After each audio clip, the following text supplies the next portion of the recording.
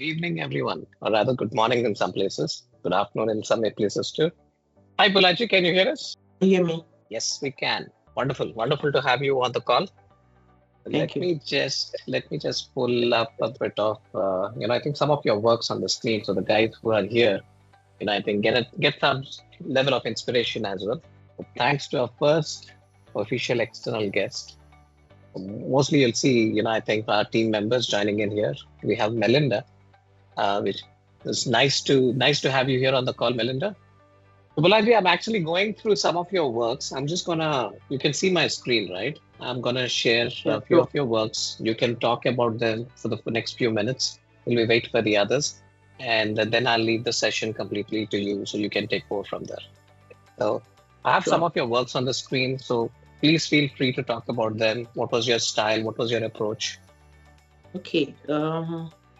The first one being the landscape, it's more like a study from an actual picture, and the goal of this study was to have this achieved in 2 hours.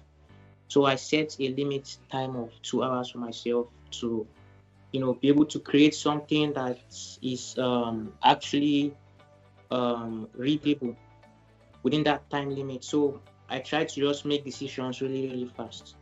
So yeah, that was the goal of the study. Then the one on the right with the sumo wrestler, I it's also for a limited time. I think this one was about I think about 3 hours. It's the goal is not to put in as much detail, but just to um, try to break down the forms of the figure into very simple shapes. This particular one, the goal was more on the anatomy side. I was trying to just study anatomy and try to break them down into something more simple from the normal complex way the human anatomy looks. So yes. That's nice. Cool. I think, Bulaji, I'll leave. I think I'll just run through some of the other images that I have gathered from your profile. Okay. So if you want to talk a little bit about them, please do so. And so that's what on the screen. I kind of like this one that has the guitarist. The guitarist was really a nice, interesting image. Okay, thank you. And do you actually use real life references, or do you paint them from imagination? Like, what is your take on it? Most of the artworks you've shown so far, they are all from reference images. So the whole idea of this is to actually study images to build my mental like visual library, like have a good understanding of those things in my head, so I can actually effectively create something from my imagination. Like the image on the left, it's actually the figure is actually from a reference, but the whole composition is an imaginative effort. So yeah, so that's what I Is that try by to any? generate. Yeah, is that from one of a music video or something? Yes, I actually watched the Weeknd's music video, so I used that as a fan of his music. I got inspiration from the music video to create like sort of a poster kind of art. So I'll go ahead and load the reference image I'll be using for this demonstration. Let's start with this box.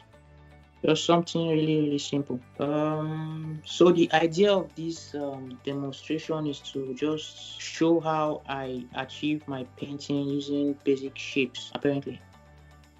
In this case, we are using a square, like this reference we are using is a square. So I'll get down to rendering.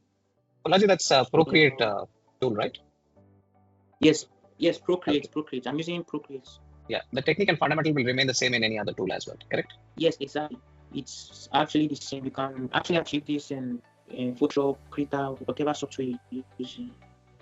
So the way I approach my rendering, I don't really go straight ahead and sketching, line work and all that. I just try to achieve the shape of the object I'm drawing. So let me show you that how I do it. Just want to get the overall shape of the box. And now I'm trying to just create an outline and not have, and make sure the lines are all close to color into it.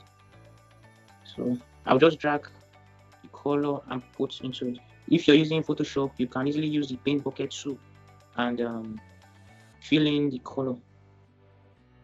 Okay. So now we have the shape. So the next thing I do is try to select a darker color of the same. Just go down the color slider just a little bit. Yeah. I will increase my brush size. The color is coming from the left hand side, then on the right hand side is actually a little dark. Sorry, before we get down to adding the color, I hope everyone is drawing along. Layer above the shape mask. I hope you're following. In case you have any question, don't hesitate to ask me. So the essence of the clip mask is to not allow whatever you're doing go out of the shape you have established underneath. So I'm using the darker color to show the shading. Once I'm cool with that, I can now select a lighter color. I go up a bit and reduce my brush size to get the outline, the highlights. Normally, I usually prefer to leave my highlights to be like the last thing to do. But in this case, since we have very limited time, you can actually, I just go about everything at once to work fast. You can now select the color for the taping you have there.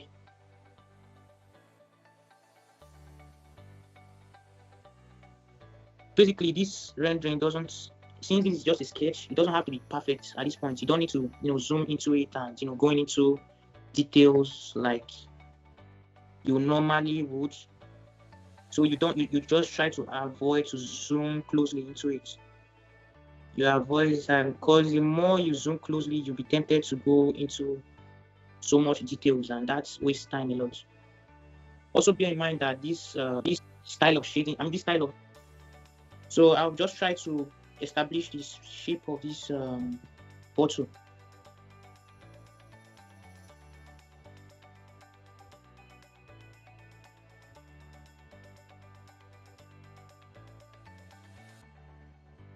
So this is the way I go about my sketching. I don't really like doing line work. I feel it takes a little bit more time. So just establishing the silhouette and shape of the figure really helps me establish the form. So now we have the shape. I'll create a new layer above that and clip mask it. Yeah. Now I will select a lighter color. And just paint lightly over it. It's still the same idea. You just establish where your light is coming from, light and shade, and put it in. Well, since it's a bottle, it sort of has a lot of reflecting colors and all that going on. So you just try to observe the reference you're using and put in the color. Okay, so now I'll select a different color, which is the blue. The colors doesn't have to be 100% accurate with what you have in your reference. With time, you can just keep refining it. The idea is just to have something very much readable in just a single glance.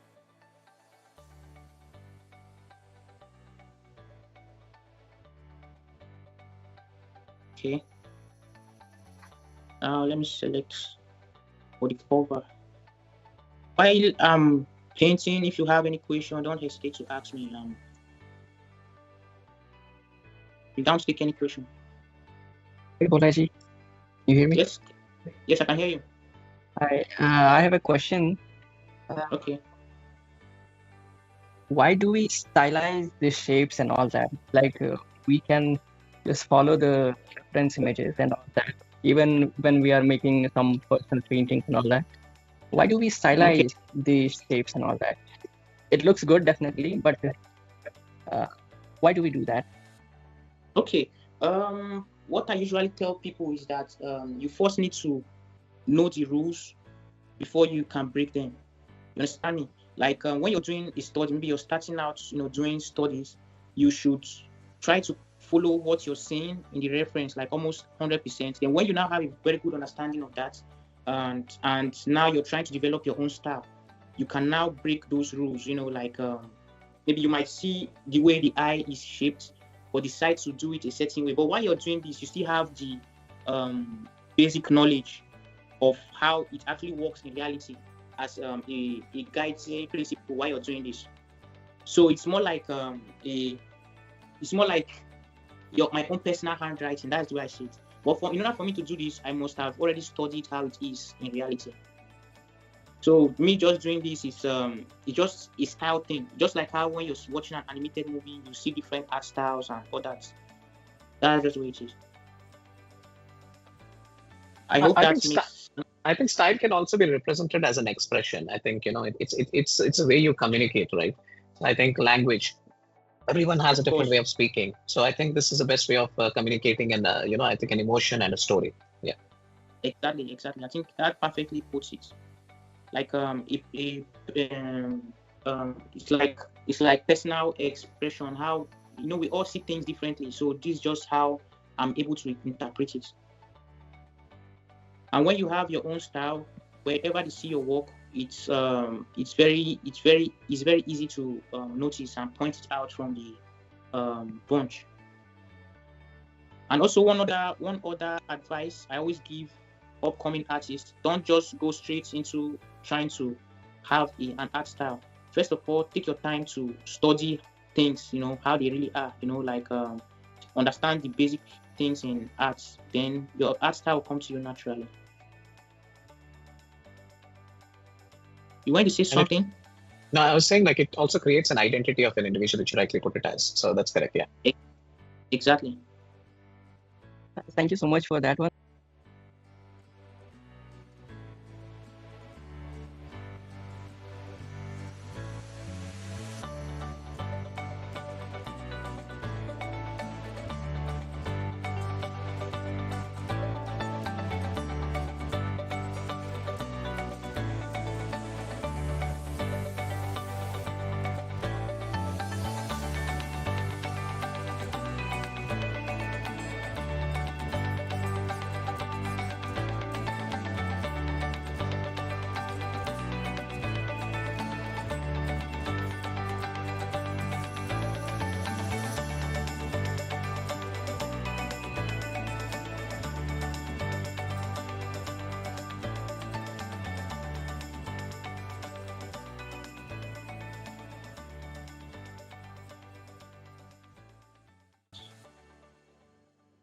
So if you have more questions, you can hit me up with it. Also, this reference image, you will notice that it's made up of a cylinder. In fact, everything you see in reality is just shape, piecing together different shape. So you should, whatever you're seeing or whatever you're observing, just try to break it down into shape.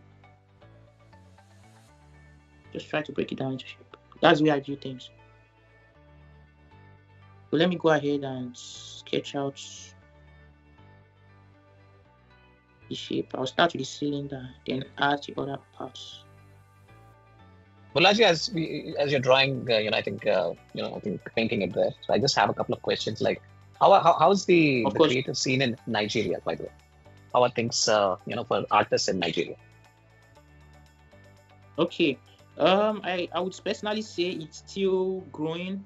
It still has quite a long way to go. It hasn't. I wouldn't say it has been fully realized or established like how we have in other parts of the world. But regardless, I mean, there are lots of nice projects that have been coming out, but I don't feel they are fully accepted by the masses as they really should.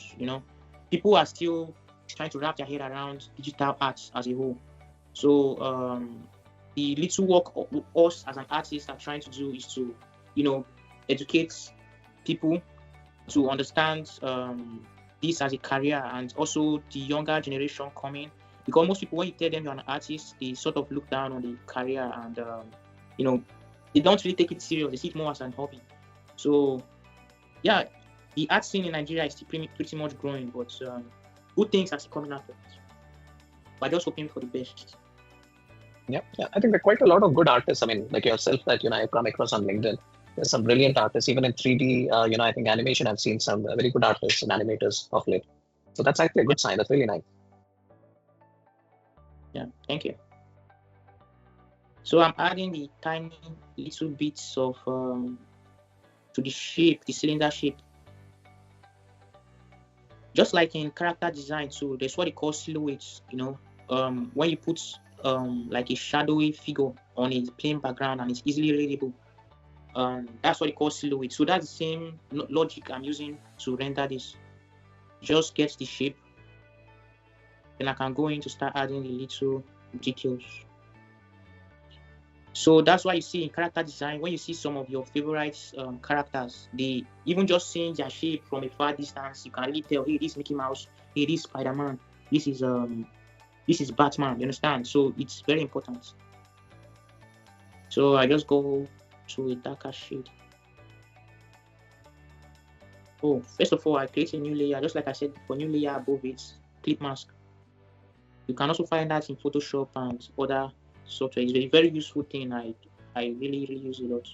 So even if I go outside the shape, it doesn't spill out. So I just roughly try to bring out the forms. Also, you should bear in mind you don't really have to go crazy with details. Just something, just establish the form basically.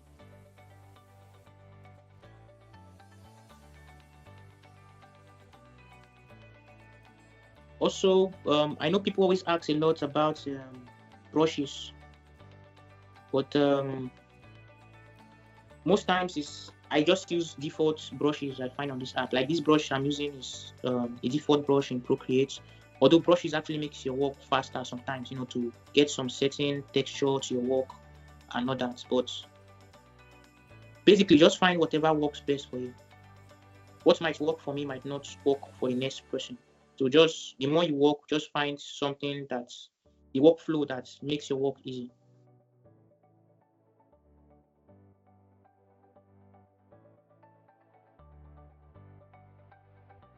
I hope Also, everyone it's very is important. equally painting and drawing. Yeah.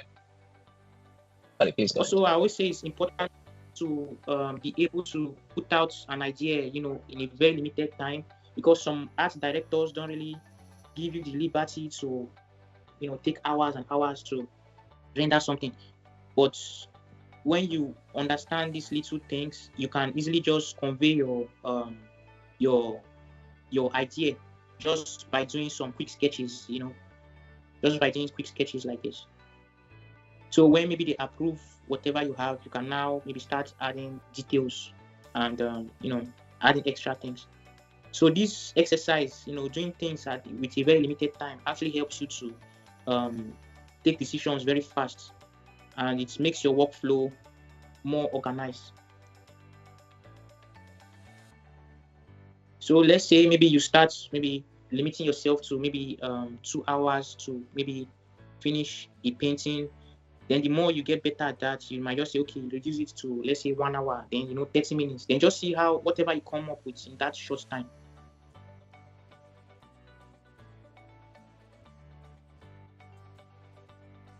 And another advice I usually give artists is you can always go back to your basic. There's never anyone that knows everything, Sometimes you might maybe be having art block or creative block. You can always go back to your basic. There's always something new to learn.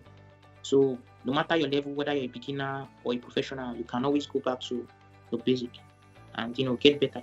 Because the more comfortable you get, maybe you get comfortable with maybe your art, it's sort of limits your growth.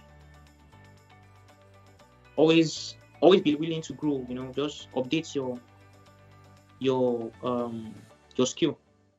Okay, so I'm trying to add a bit of shading to this lighting. If you look closely to the reference image, you'll see that the red has a bit of orange color. So I'm just going to put a bit of that. And you notice that I'm putting it on top the red I'm not, there's what they call pen pressure. The more you press the stylus on the screen, the more the intensity of the color. So I just press on it slightly.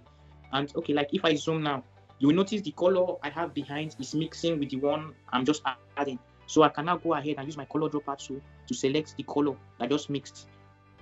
This is how I blend colors. This is how I, mix colors very fast. You can see a new color has erupted.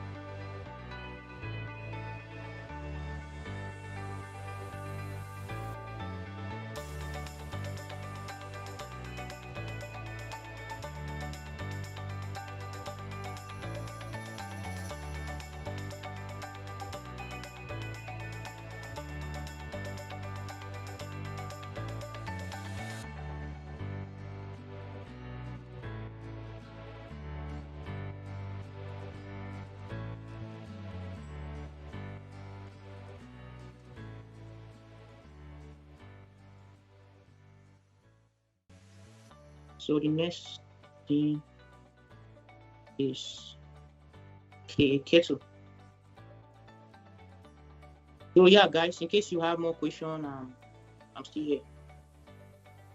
Yeah, hi, let me know. I have one question. Yeah. So, Sure. before you start jumping to some artwork and all, what's the thing you do as a warm up to build the confidence? What did you do usually? Okay, what did I do to build my confidence as an artist? The question is a little different. I mean, before you start working on anything, so what's the thing you do as a warm up? Okay, as a warm up. Okay. Yeah. Well, it's not.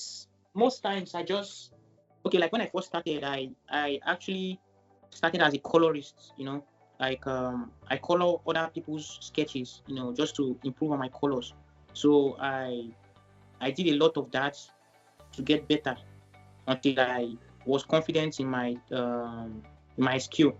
But eventually, maybe when I start doing professional works, most times you don't have the liberty to actually to actually do personal things like personal artworks, as much as you do normally. So I just head straight to work. But whenever I get a chance, I just do studies. Like I draw literally anything. Like how many hours do you actually spend per day? Okay, to make art. Do you mean to make art? Yeah. Okay. I don't. Funny how it seems. There are some days I don't even have inspiration to do anything. I literally just don't feel like doing anything. So, but whenever I feel like making art, at least I dedicate. If I'm not doing any professional work at that point, I dedicate at least like 2 hours to do studies. I don't. Sometimes I just don't want to work on something major like a big project or artwork that will take me up to hours and hours. I just do like maybe quick study of maybe 2 hours just to get it out. Then sometimes if I'm working on a big project, I can spend up to like I don't know if you must have seen some of my detailed background art. So I might spend up close to 45 hours, working on such pieces. But not like I go straight ahead working, like sitting down painting for 45 hours straight. I work, bit by bit.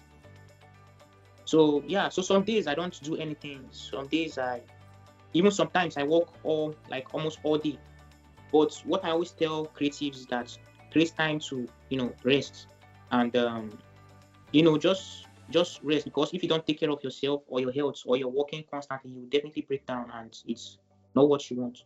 So yeah, that's the way it is for me. So sometimes the idea has to sink in correctly, right? I think that's what the speed sketching really helps. It gives you the direction that's needed. Of course, it loosens you up a bit, just like when you're working on a client project, they provide you with a brief, to follow some strict maybe guideline or whatever. But when you're doing all these quick sketches, it's very freeing and no pressure.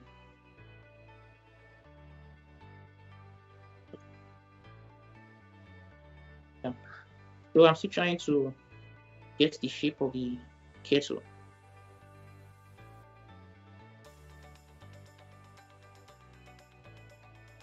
Sometimes it doesn't just, work out at once. Sometimes you even make some studies that are not successful. I have lots of artwork that doesn't even see the light of the day. I don't post them online. I'd be like, man, this doesn't really look good. Although they always say art is subjective. Someone else might see it and be like, hey, this is nice, but I have some works that I don't just post. It might just be like visual notes, like some studies that I just do, and I don't feel they are they look good enough to put out there.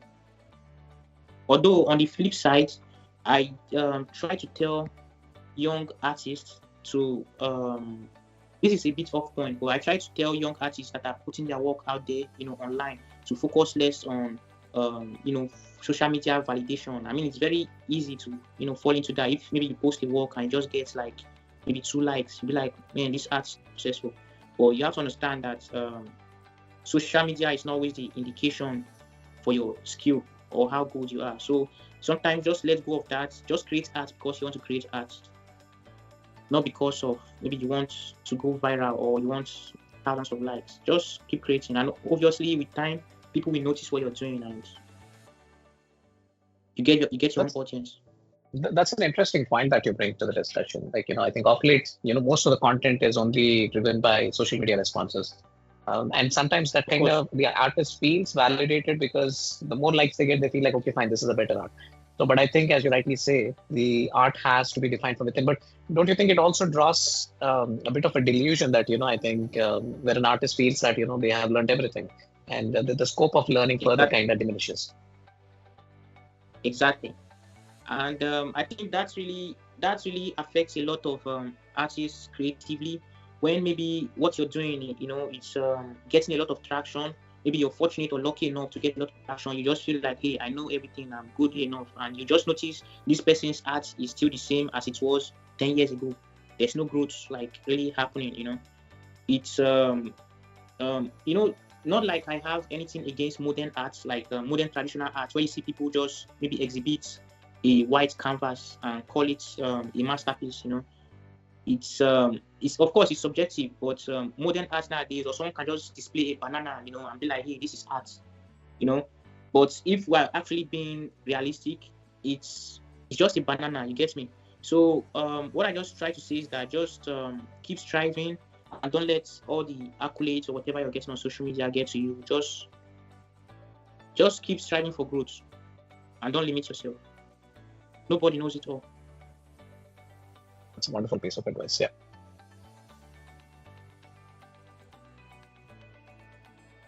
So I'm still trying to render this kettle, and I'm trying my best not to, just to make the colors a bit brighter compared to what I have in the reference. So sometimes I just add a bit of brighter colors. So it's not exactly, I'm not exactly following what I'm saying 100%. I might decide to just amplify some part of it just for stylized purpose.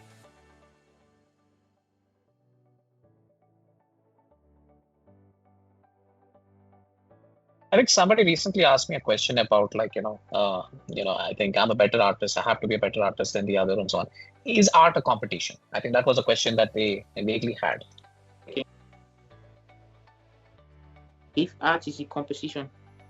Yeah, if they feel like, because they felt see, I mean, we live in a very competitive landscape, right, with the jobs and everything. Yeah, so, true.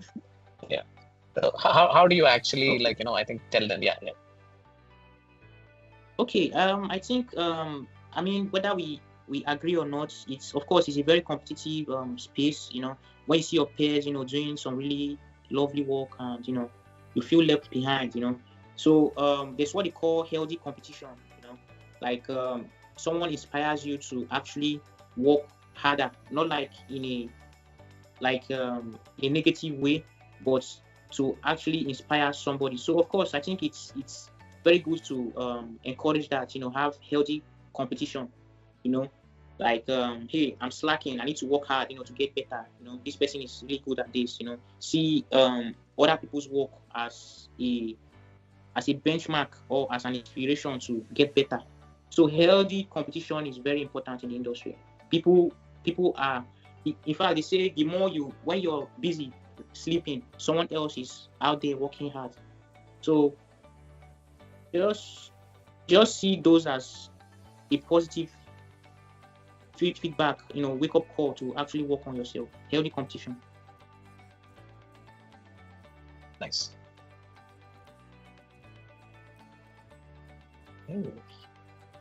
Does anyone have any questions? I think we have one more person join in. Hi, Kat. How are you doing?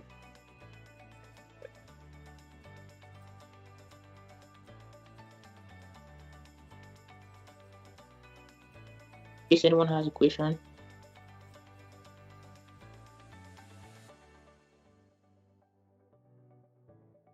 Yeah, hi again. So, so when you are, let's say if you're working a project and you are under pressure, a lot of pressure, so how do you manage your time? Okay. How do you plan your work? Just want to know. Okay. I would say preparation is very, very, very important. Whatever project you're doing, like, putting time aside to prepare and possibly maybe do your research, gather possible references and everything. It's very, very important. It's as important as the project itself. So in order to, reduce the pressure, I just take my time, get the appropriate references, then I read the brief, take my time to read the brief that I'm provided with, and put everything together, possibly in a folder where I can, see everything come together. So yes, adequate planning is very important, and it actually reduces the stress you feel than just going head on into starting a project. So let's say you're given a month to work on a project, you can take a week to actually prepare. Just prepare for it. And another advice I give artists, I don't know, this might seem a bit somehow, but let's say you are supposed to finish a project in 2 months. You give the clients in 2 months to complete the project. Of course, that 2 months might be a stretch. You might be able to finish that project in a month. I mean, in a month. But you tell the clients that you want 2 weeks. 2 months. So the idea is to use maybe giving an extra time to yourself to actually put things together. Not because you are not being straightforward, but because it's better to have more time than less time, whatever project you're working on. So let's say you can finish it in 1 month, you give the client 2 months, and if the client is cool with it, take as much time to prepare, get your adequate references, place everything together that they should, blend well with the brief. So what I'm just trying to say in general is that a good planning is very important. It reduces the pressure on you. Yeah, I that hope that answers makes my sense. question. Yeah, thank you so much. Yeah.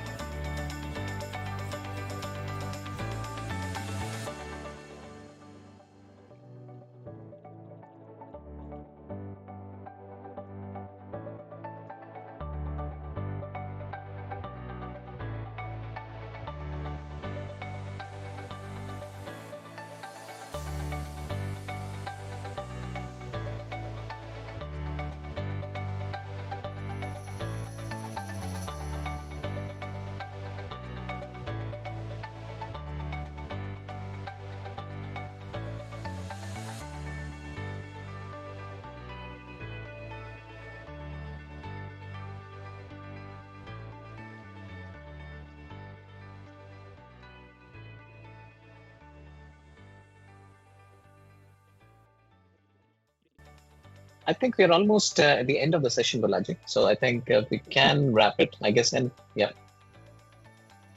Of course. Yes, I think we have some lovely art from everyone. They've shared it in the meeting chat. That's nice that they actually followed your style there. Me too in the process. Okay. Do you have any other words like you think you want to wrap it up with? Okay. I think what I'll just say is that just keep creating and keep believing in yourself, and never stop wanting more, for yourself. Whatever you do, never feel you know it all. You can always, no matter the level you are, there's always something new to learn. So always stay curious, keep creating, basically, and that's just what I have to say. Wonderful. Thanks, Balaji. Thanks a lot for your time. And, I think those beautiful words of wisdom as well for everyone to pick up.